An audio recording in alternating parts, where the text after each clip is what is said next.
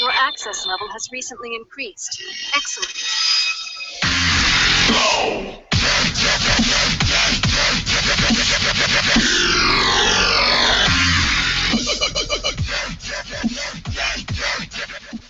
Incoming message. Welcome, agents, to episode 85 of Behind the Scanner. Tonight, our special guests are Jenni Connolly from Newport News, Virginia, and Molly Strube from Spokane, Washington. Welcome to the show. Have a question for our guests? Join us during the broadcast in our live chat room on our website, behindthescanner.com. Or you can submit questions through the YouTube Q&A tool. If you know someone who would make a great guest, submit their information to us at behindthescanner.com and click on Guest Suggestions. Subscribe to our channel and watch previous recordings on YouTube. Or listen to audio-only episodes on SoundCloud. For all the latest updates and news, follow us on Google+. And now, your hosts of Behind the Scanner.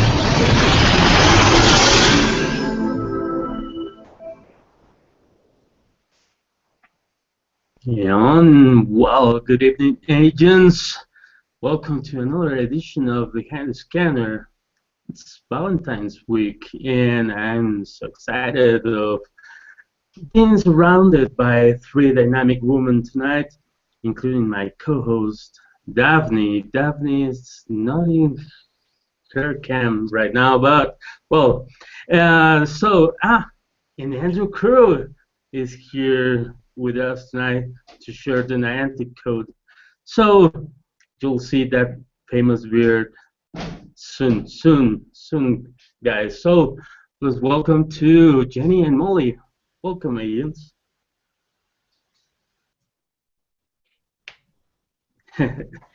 Well, let's get into Ingress directly. How would you describe your style of playing? Let's go for Jenni first. Okay. Well, I'm more casual than most, I guess. I love the social game and planning aspects.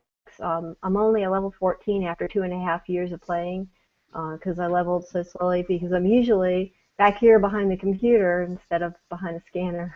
So. Okay, good. And you, Molly? My favorite aspect of the game is also definitely the social side. I do like going out and playing, and by far my favorite part is destroying over building or linking or fielding. And that's actually partially how I know Daphne and how I met Andrew.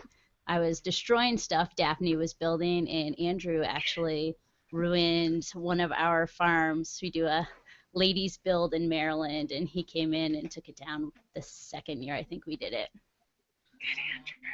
Oh my God, son of a red cup. So, Daphne? Yeah, so are there any specific badges that you guys are working on, or badges that you're especially proud of, Molly? My favorite is definitely my Explorer. I just crossed 20,000, so my goal is this year hopefully to get up to that 30K and get my Onyx. Nice, I'm a big fan myself. And how about you, Jenni? So my badges just kind of happen eventually when they happen. And I'm really proud of my glyph score, though, because I have exactly one right glyph in my score. I'm trying really hard not to break that, so I'm going to hold on to that one. Okay, so let's talk about anomalies, since we have a couple of anomaly all-stars here with us tonight. Tell us how many anomalies you've been involved in, and which ones was the most memorable, Jenni? So for me, I've been on planning committees for about 4 anomalies, and I participated in 2. And the most memorable one was in Richmond when, in the middle of the anomaly, I had to organize getting Agent Philistine, whatever, more ones, now wife's family up onto the Capitol steps behind her so that he could propose to her at the checkpoint. And that was really cool because everybody was crying and the whole family was there, and he proposed. And Niantic was cool enough to create a very special portal for her to see, which was Marwan's heart. And I've got a picture of that. That was memorable. Sure it is. What about you, Molly? I've been to 9 anomalies. Seattle coming up is going to be my 10th. And I probably have a tie for 2 most memorable. Top of the list is Baltimore Helios because I got to lead the ground game and it was in my city, and it was just an awesome experience. And then the second one is probably Las Vegas. It was my first West Coast anomaly, and that kind of really opened the doors to the whole West Coast game for me. And I think ultimately kind of led me to moving out here from the people I met there and kind of the chain of events after that. That's, I mean, astounding, I have to say. For everyone watching, you can interact with us live in our chat room on our new website.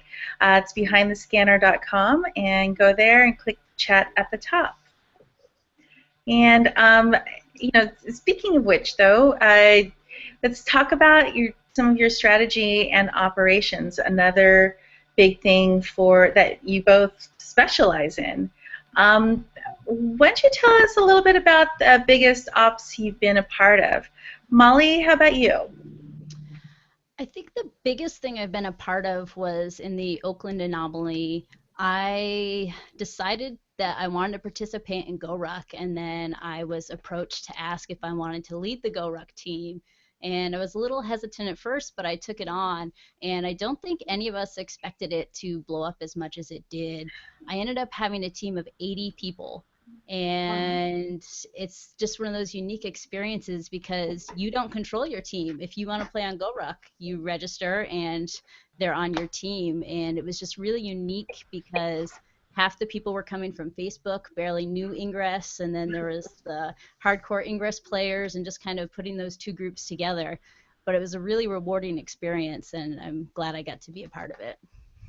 Wow, that's really cool to know about. I mean, we're so familiar with G+, but that Facebook was actually a big part of what made it a bigger event than probably would have been if we just Definitely. Went. All right. How about you, Jenny? So I kind of have 2. I was an operator for Armstrong 30's infamous impenetrable field, where we made a really big field with 3 unreachable anchors. Well, unreachable by the resistance anchors.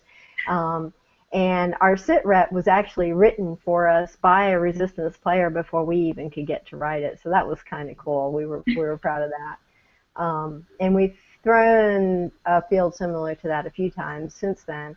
But I also recently did the Million MU Makers field with Shorty Seller, and I think that netted the most MU of anything that we've done.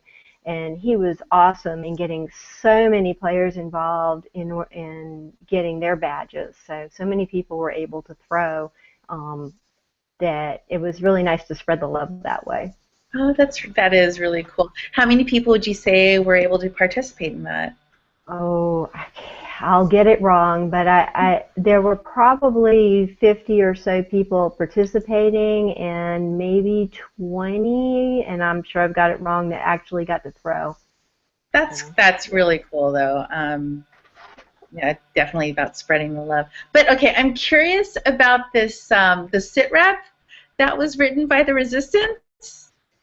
So they called it. It was on Reddit. It's on Reddit, and they called it the impenetrable field because we had anchors. They called it that. Yeah, they called it that because it had anchors at NASA and in Richmond, in a area that you can't get to unless you work there. So they just need a higher resistance if they want. And Fort Wool, which actually Armstrong 30 and some other folks had kayaked to fort wall because you can't reach it by car or anything, and gotten the keys for that one. So that was pretty cool. Yeah. All right. I'm gonna switch gears a bit here, just a bit. Kids these days have a very different experience growing up with so much technology at their fingertips. So imagine yourselves that when you were kids, somebody comes to you and tells you that you are going to have phones in your hands where you can watch videos, and the phone will give you directions to go to from point A to B, and you will have games like Ingress in that phone. Would you believe that?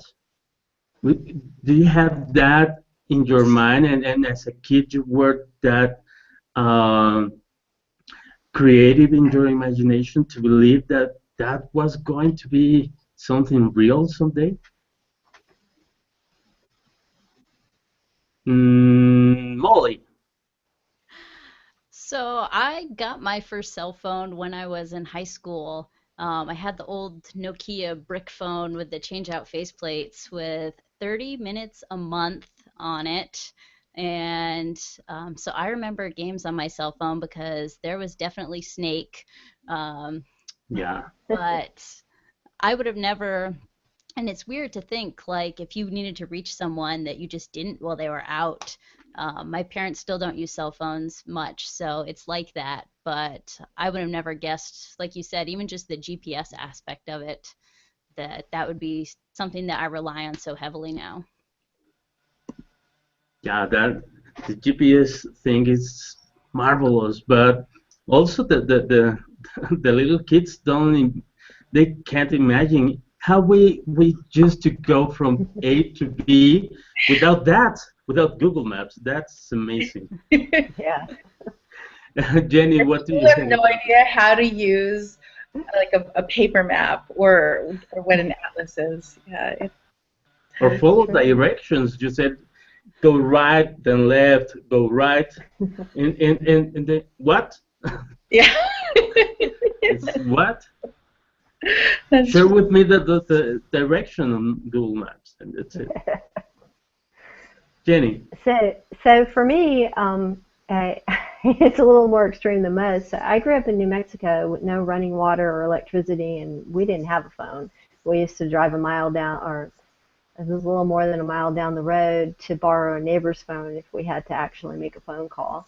So that was, for me as a kid, technology wasn't a thing, but I would have really been into it if I'd have known about that. One of my biggest dreams then was to go live on the space station, because back then it didn't exist, and we thought it was going to be in this place called L5 between the Earth and the Moon, and they were going to be able to go up there and farm and live, and whole communities would be there. And that's what I wanted to do when I was a kid. But today, my grandchildren, they're 6 and 8, and they just take it for granted. They instinctively know what to use. They pick up my phone. They're like, let me show you how to do this, you know. So, and we have an Amazon Echo in our house. And, you know, if you're familiar with Echo, her name is Alexa. And the girls treat Alexa like she's part of the family. It's our robot family person. So we've come a long way. I'm just going to have to tell you, it still trips me out that you have grandchildren. Yeah, wow. All right. Talking about like the childhood thing, what kind of activities did you do as a child? Jenny, how about you? Well, I read absolutely everything I could get my hands on. And in the winter, so I read, because we didn't have electricity or anything, so that's all you could do was read. You couldn't watch TV or anything. And in the wintertime, I'd go skiing after school every day because I could ride the bus there. And I was on the Red River racing team, which sounds much more official than it really was, but that's what I did. Sorry, my roommate's rice cooker was going off. Sorry, yeah, take a shot because I was muted. How about you, Molly? So I grew up in Vermont. I lived there for 18 years, so I sometimes get made fun of for the way I say things, and that's where my Northeast accent comes from. But it was a lot of typical. I played sports in high school. I did watch a lot of TV as a kid, and I think the most interesting thing I picked up was in the 5th grade, I started playing the bagpipes, and I did that all the way through high school. But when I moved from Vermont, it was hard to find practice space, so that's kind of when I stopped playing so much. Wow, bagpipes. How heavy would those be? It's not very heavy because most of it's a leather bag under your arm. But there's 3 drones on your shoulder that are all made of wood, and then your mouthpiece is made of wood, and the part you actually play on is plastic. Huh. I wonder, would you be interested in bringing one to an anomaly, and maybe Andrew could wear his kilt, and then you guys could have some kind of Irishy, Ingressy. I like it. I think you should play for us, Molly. Yeah, I know. That could be Yeah. I should have. They're actually back in Vermont when I moved. Oh, I packed my car and some boxes, and that was it. And some of the stuff went back to my parents' house, and they went there. All right, fine. I guess we don't have time to send them over. Speaking of time, it is time for the code of the show, and here to play our, I guess, Santa for this evening is Andrew Krug. Yes, and I'm not wearing a kilt. Nobody wants to see these legs. Trust me, it's not pretty. So, well, welcome back, agents, to another code of the show, and just like that, bam! They appear over my shoulder like magic. Here they are. It'll give you a little while to write those down. Actually, while we're waiting, I guess, while everybody's writing those down, the letters and numbers for the loot. You know, last week we had an intel drop. A source of mine leaked last week. It appears that it was legit. I think it was recovered by the resistance agents in Washington, D.C. And so, early enough, because people know how to get a hold of me, I got a ping just before the show started tonight on another leak.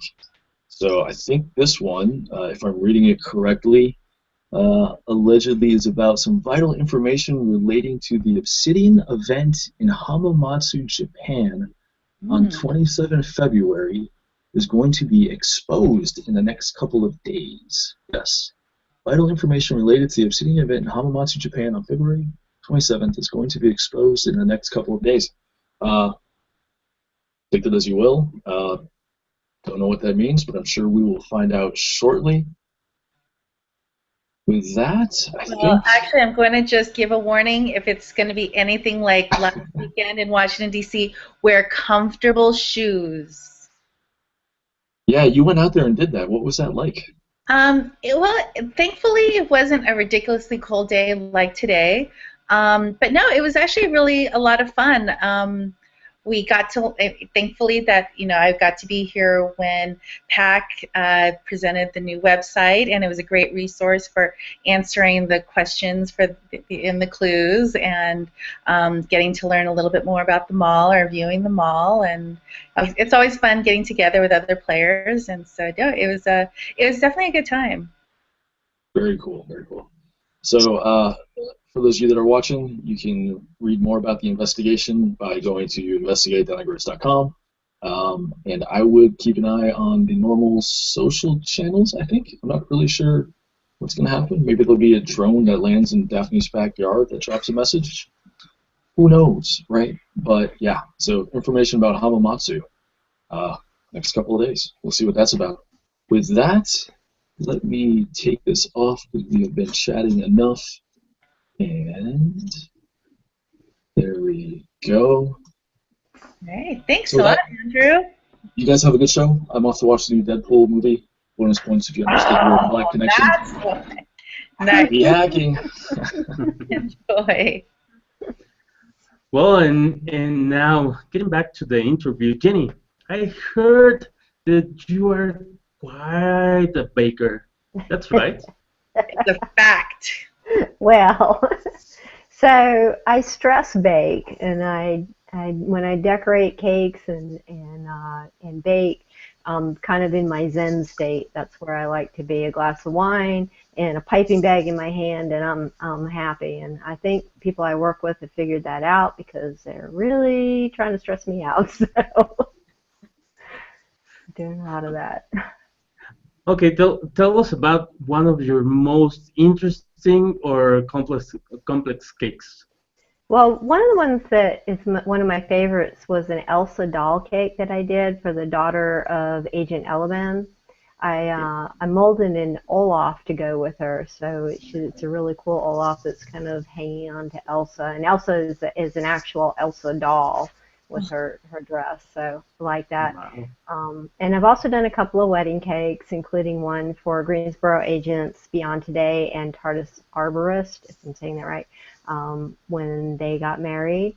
And really excited about doing one for my youngest son who's going to get married in July. Oh, congrats. Thanks. Yeah, definitely. Although I hope I don't have to get married to get one of your cakes. Come to Orlando. I will bring one. I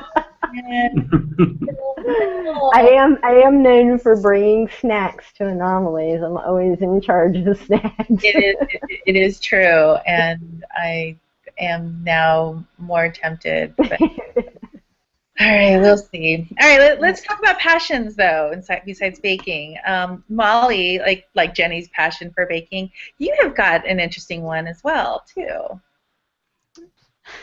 Yeah, so one of my favorite things, so I'm a math teacher, because of my move, I haven't been teaching, I've just been tutoring, but usually when I say that to people, like, I really like math, I usually get the, oh yeah, no, that's not for me, but one of my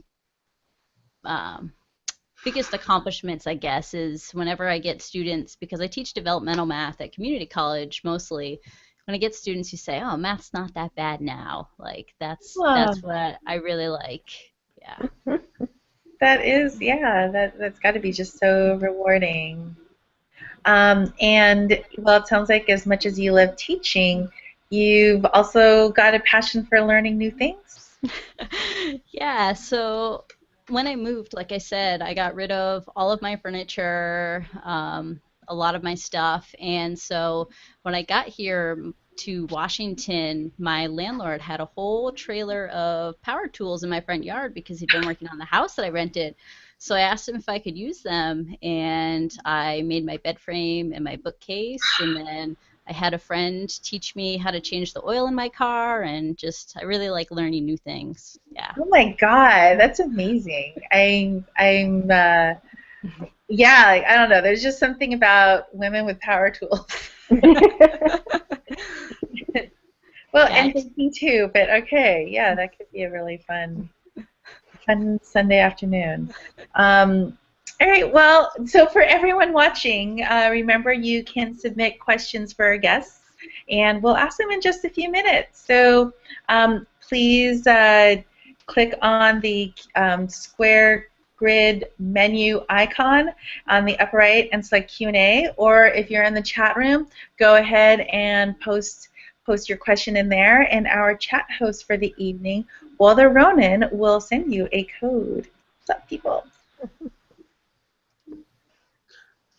That was great, Jessie. I was checking what you were showing, and sure, amazing, man. Well, you can answer it. Okay, so he's muted himself. Sorry, I forgot that. Take a shot. Those I'm not muted. Okay, there it is. So, Molly, you recently moved. Tell us about that. So like I said, I grew up in Vermont, and then I spent 11 years in Baltimore. And in the fall, I packed up and relocated to the West Coast. And that really, again, kind of goes back to that Vegas anomaly when I started meeting people. And then I came back out a month later for Pasadena. And that was the first time I had traveled that far for an anomaly and by myself. So I met some of the worst folks and started getting into the Western resistance culture out here. And I came back for Portland in, I think that was in June, and took a month-long trip just all around. I went to Washington State, Oregon. I drove down the coast, which is gorgeous if you ever have an opportunity. Northern California, saw the redwoods, and the whole time I stayed with Ingress people. In a month's trip, I paid for campsites 2 nights, and otherwise it was people I'd known before. Some I had just met through others for the purpose of staying with them on this trip, and I just kind of fell in love with it out here. So when I went back to Baltimore, I knew that it was time for a change, and then I guess it was 2 months later, I was packing up and on my way. Wow, good for you. And even doing that kind of road trip adventure, I did something similar when I was moving from Washington State, like you, the reverse commute from that Washington to this Washington. And yeah, there's so much beauty around the country. And it's really great to be able to take that time and actually appreciate it. So it was phenomenal. Yeah, and now you get to hang out there and explore some more. Yes, absolutely. Oh, fantastic. And I got to say, it's really interesting to hear about how an anomaly or a couple of anomalies can have such lasting effects on you. But also maybe for Jenni, you've done a lot of work on anomalies and cross-faction meetups. But you've also added another layer to your involvement, and in turn, I think for many others. Can you tell us more about that? Yeah, so charity, adding a layer of charity to an anomaly, I think is really important. Anybody that talks to me about Ingress, that's probably the first thing they hear is the charitable aspect of it. And so one of the biggest things that we did was in our area, when we had the Virginia Beach Darsana anomaly, we started a food bank challenge, and I did that with One Lone Wolf. Yeah, I told you I was going to call you out, and Darth Road. And they were awesome, and we worked together to come up with an idea. We just kicked around ideas. What can we do? And we decided to raise money for the food bank, and we made it a competition. A competition between the resistance and the enlightened, and we knew that didn't matter who actually won that competition, that the food bank won. And in the end, we raised $6,382 that fed 19,313 people for the holidays. So that's just something everybody can be proud of that did that. So. And who worked with you? You said One Lone Wolf? One Lone Wolf and Darth Rogue.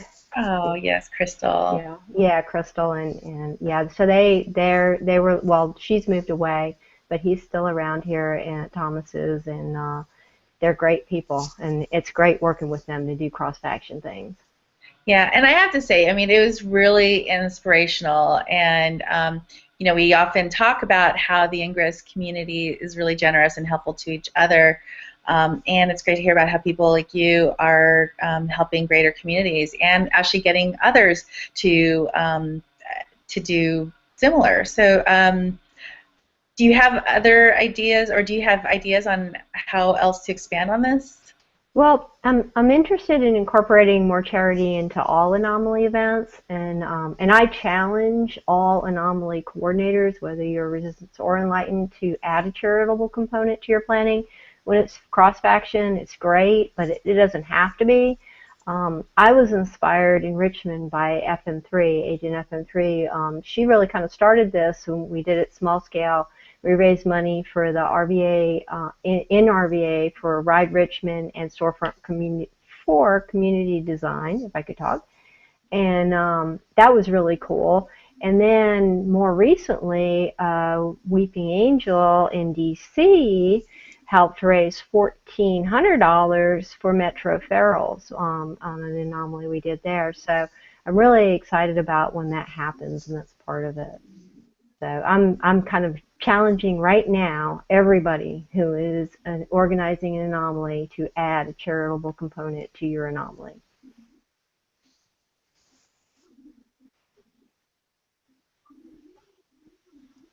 That's all I got, guys.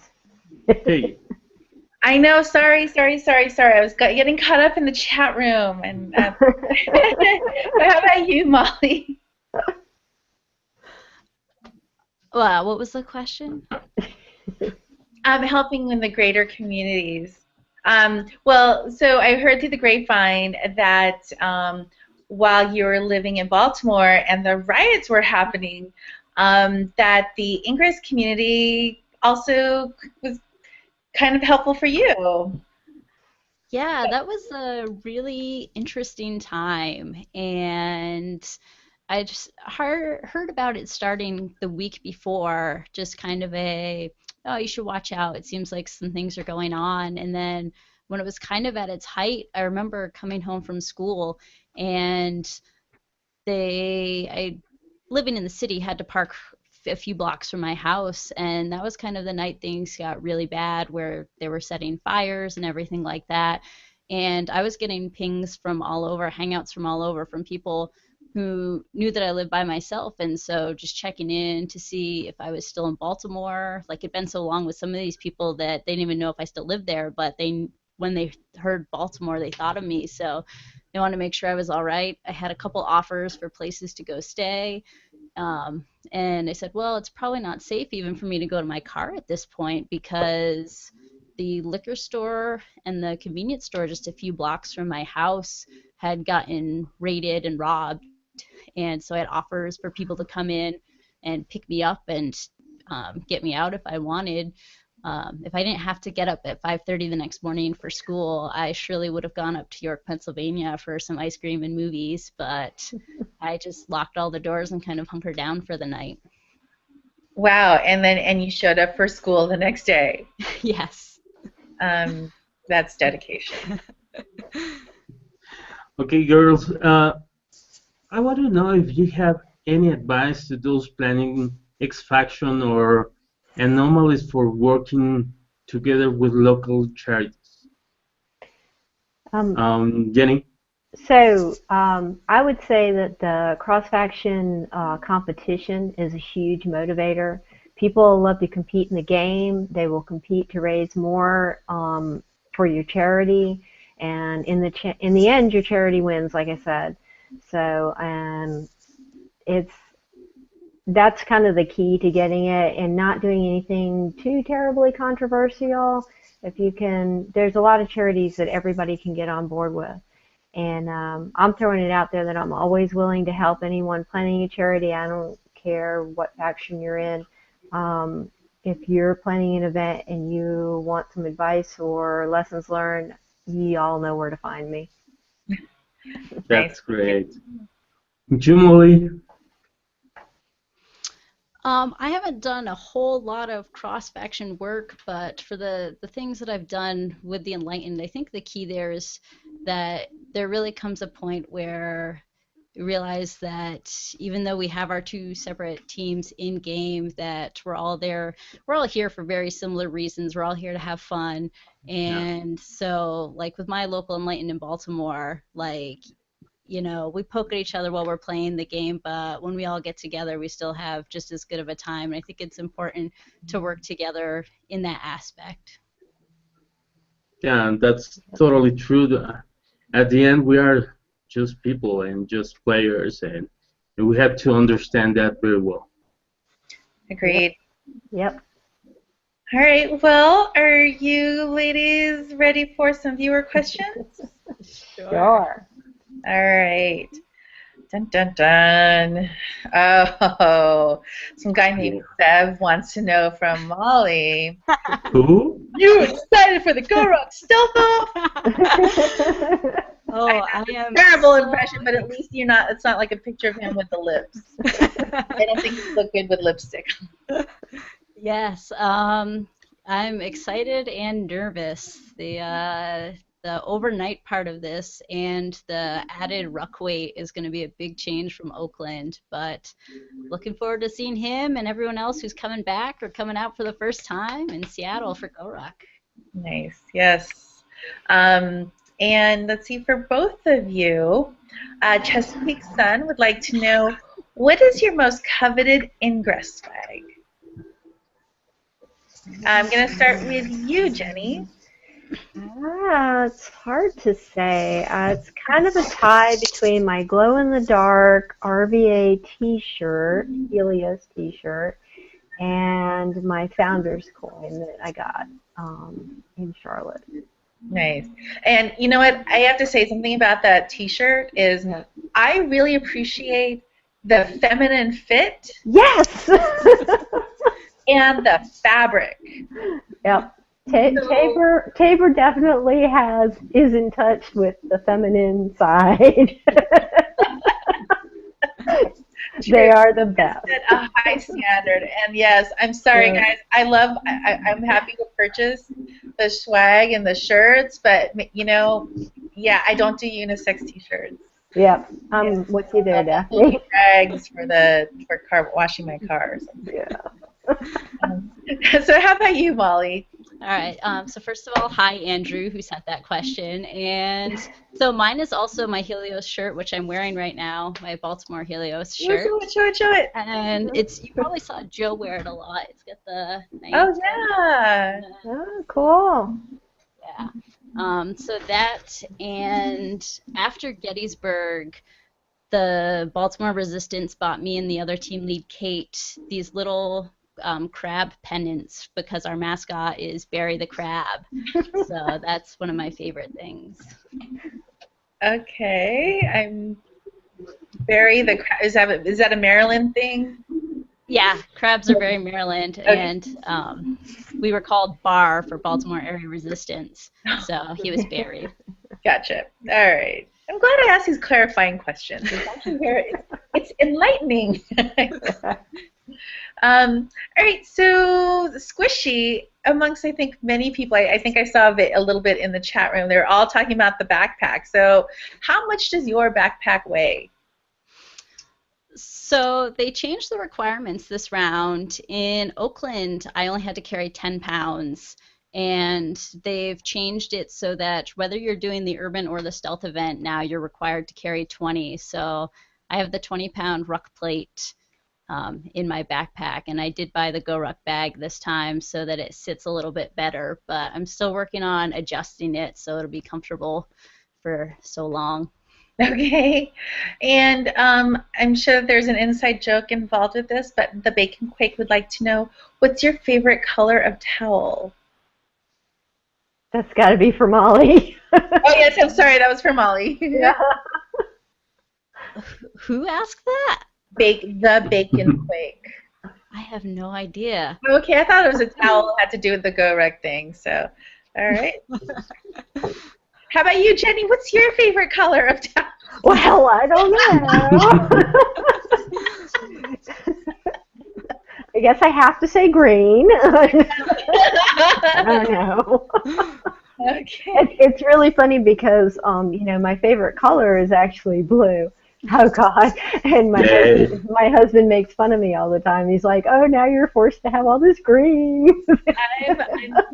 I'm with you on that. Yeah, blue. Yeah. It's also my color, but the person do you know, girls, that there is a way to change factions? No. No. The person who recruited me was green, and so that was the only reason. Although I was actually upset because at first that was the faction that Ingress made me automatically, and I had to turn to him and the other person who was training me when I got my code. What the hell is this? So yes, they fixed it, unfortunately for you guys, I guess. All right, so Sonics would like to know from both of you, but I'm going to go Jenny first. What is your favorite mission or banner that you've done? Back to the I don't get out very much. I haven't done many. We did go in D.C. and try to collect as many panda bears as possible, but I haven't done an actual banner, and I have 2 waiting for me in the Hampton Roads. We have a Virginia Beach banner and a Hampton banner that I will go do. All right, and how about you, Molly? So my favorite banner is definitely the Downey, California logo that I got to do when visiting a friend for his birthday. And that's kind of, I've only done a few. My least favorite is probably one in Montana. Montana State University. It took 6.5 hours. Oh my God! Yeah. Come to Virginia Beach. It takes an entire day. Oh I no! haven't done it yet. No. Okay, wait. So yeah, in fact, Squishy wanted you to talk about the I assume that's the Montana mission banner. Yes, that is the Montana. Did a trip. Part of my trip this summer involved going to most of the large cities in Montana, just short of Billings, and we're like, oh, it was one of those that was found on Google Plus this has just been created. Oh, this looks neat. Let's go do it. So we drove out there, and then it was 6.5 hours of walking around and got kind of loopy at the end. And it took you in these weird circles, and it's one of those like, oh, there's only 6 more. We're 30 in, just 6 more. Like, we can do this. We got to finish this. And yeah, it was an adventure. I bet. And I guess talking about the weights, Nidrek wanted to let you know, Molly, that if you just buy more anchors, you can hit that 20 pounds easily. I'm sure. I have like this whole string of people, with their cords falling behind you like the Pied Piper. All right, and there's some discussion in the chat room about the bread faction. That's for me. Yeah. Yeah, so when I went to Pasadena, again, that was my first Anomaly trip by myself, and so that's where I really started to get to know a lot of people, and I was added to the bread faction in the early days. I'm not in there anymore, but that was my first West Coast hangout that I would stay up until 3 in the morning chatting with them because we had that 3-hour time difference. And that's where I met a lot of the people in Spokane, and that's where I ultimately ended up. Okay, and you still got up in time for school, like at what, 5:30? Yeah, I was on a bad schedule when I was trying to live on East Coast time but participate on West Coast time. Yeah, good move. All right, so Jenni, ingressing in Africa? I did. Is somebody asking about that? Yes, our chat host, Brother Woman. I did. I went to South Africa. I got to meet some really cool agents out there. It was a lot of fun. And I even have a portal I submitted that was out in an airport in Zimbabwe. That was pretty cool. So how many portals were there? There's a lot in the cities, like in Cape Town and some of the Joburg and places where I went like that. And then out, in the bush, there's obviously not very many. I submitted a lot. They didn't get accepted. Niantic. But I submitted them all over Krug National Park, and there's none out there. Yeah, the cities in places like Cape Town, it's just like any other city you would go to. And Signal? Signal was fine for me. It's awesome traveling to other countries like that because you basically just pick up a SIM card at the airport or, somewhere when you get into the country, you pop it in your phone. Data's cheaper when you're there for a short time, so go anywhere, do anything. I was in some random place in the middle of nowhere when some newbie in Virginia Beach asked me, "How do you walk?" and people were laughing, and so it was kind of cool. Oh, that's great. Another great question by Wather. Molly, have you noticed a difference in East Coast versus West Coast play? Yeah, so there are definitely some differences. The first is fielding. When I came out here, everyone, and it's the group I was with. A lot of the people I was with were pony riders, so that's their forte. And just talking about throwing large fields and all of this other stuff. And for my first 2.5 years, I had collectively 400,000 MU. Oh, wow. And yeah, Wow. I don't field. I like to destroy stuff, but that same trip down to Downey, they made me a member of the Million Moo Club. I threw a 1.3 million layer field, threw a few of those, and now I have about 7 million.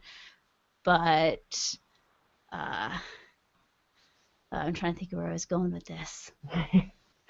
That's pretty cool, West though. Coast play. That's the biggest difference that I can think of, is just kind of the focuses. But I think it has to do too with coming from a very much a city environment to where there's a lot more open space.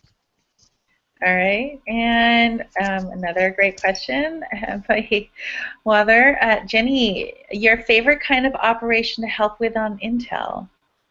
Favorite kind? I don't know. Really, really, really big ones. I love working with my Western Tidewater crew. I love, they're all great and they're a lot of fun on there. So when I can work with a bunch of people that I know, I really like that. But I like them all. I really do. Okay, very good to know. And well, we know Molly's agent name origin, but Vashti 42, where did that come from? Again, It's a combination of Vashti, who was a queen in the Bible who refused to dance naked for the king, and 42, which, as we all know, is the answer to life, the universe, and everything. So it's just been something I picked up years and years ago before any of this, and it's always stuck with me. all right, good to know. And I think that's about it for audience questions. There are a couple of comments here, though. Let's see, the Bacon Quake wanted you to know, Mangi, that you have my respect. Ravagers for life. And Squishy also, it's not a comment, but wants to know, if there was a VR turret, what would it do? Explain. Do you remember that from his Behind the Scanner at all? Yes. Yes.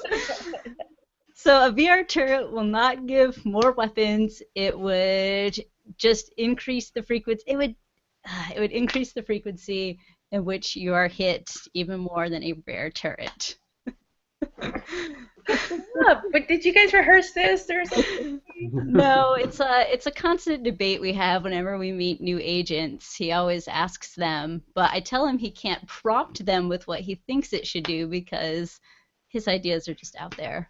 And yes, I do remember that. Hi, Squishy, heart you.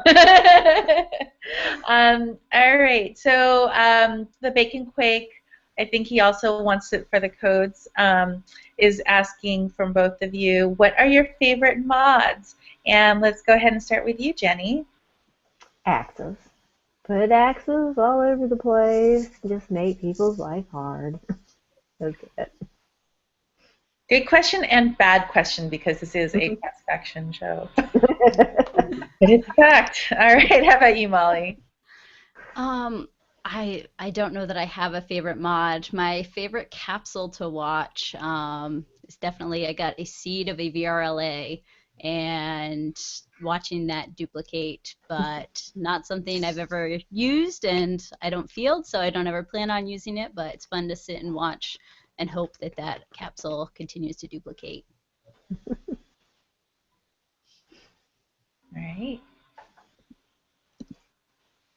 And I think that's about it for our audience questions. Great. So now it's time for our BDS tradition, 60 seconds, important seconds, that you can use however you want. So let's begin with Molly. All right, so I'll try not to forget anybody. I want to thank the Dracarium for letting me use their setup since I don't have internet at home. And then just to all of the agents that I've met, to the Baltimore group, my boys in York, Pennsylvania, Long Island, Worst, the Squirrels, and of course now my community in Spokane, just thanks for making the game what it is today, and for all the memories, for those people who've hiked mountains with me or shown me their cities and let me sleep on their couch. Just been a really great ride so far, and can't wait to see where it goes. And I have to thank my mom for not getting too angry when I leave on Christmas to get that Sojo hack, or say I'm going out with my brother and his girlfriend for an hour and then come back at 2 a.m. Thanks for putting up with all our shenanigans. Okay.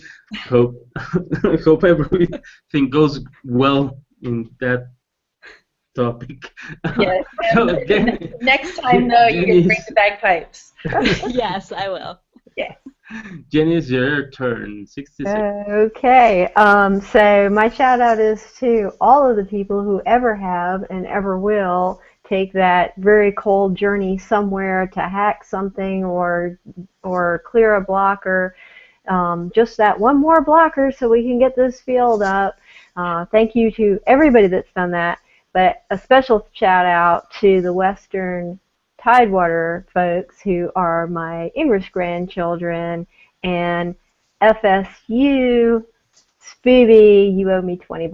That's it. Okay. All right. Molly and Jenny, thank you guys both so much for being here tonight. I really enjoyed getting to know more about you. And as Jorge had mentioned at the beginning of the show, it is Valentine's week, and those of you who watched our special Valentine's show last year with Ingress couples, we would like to congratulate Anlia Bollinger and Daniel Rogers, who were on that show, and Daniel, who was also on, I think, the show a couple weeks prior to that, their upcoming nuptials. I think that they had announced on the show that he was moving out to be with her, or maybe it was the other way around.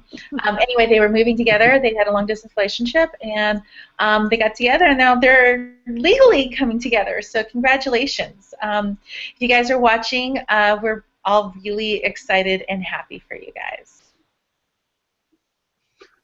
Congrats, guys, and well, another goal from behind the scanner accomplished. Yes. Yes, absolutely. Thanks, you all. Join us next week. Thank you, Jesse. Thank you, Walter. And thank you, girls. You were amazing. Happy hacking, everyone. Thanks. Bye.